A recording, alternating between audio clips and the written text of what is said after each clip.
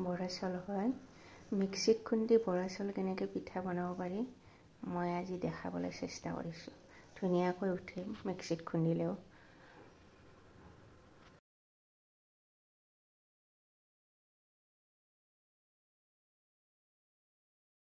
প্ৰথমে মই চাউলখিনি 6 ঘণ্টা সময় তিয়াই থৈছিলোঁ।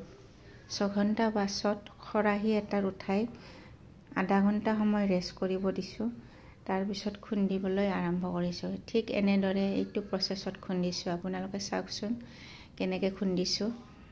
অলপ চাউল অলপ পিঠাগুড়ি মিক্স কৰি খুন্দিব লাগে।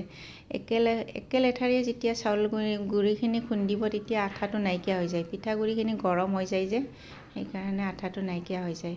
অকণমান চাউল অকণমান পিঠাগুড়ি এই প্ৰচেছত খুন্দিলে পিঠাখিনি ধুনীয়াকৈ উঠে। সকলোৰে এটাই টেনশ্যন বিহু আহিছে পিঠাগুড়ি কেনেকৈ খুন্দো।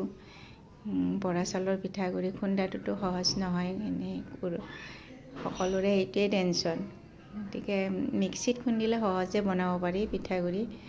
এতিয়া চাই লওক মই কি ধৰণে খুন্দিছোঁ। আপোনালোকে চাই লওক এনেকৈ খুন্দিব। কোনো টেনশ্যন নোলোৱাকৈ পিঠা বনাব পাৰিব। এইটো প্ৰচেছত খুন্দিলে এখন পিঠাও নাভাঙে আৰু ধুনীয়াকৈ বনাব পাৰিব।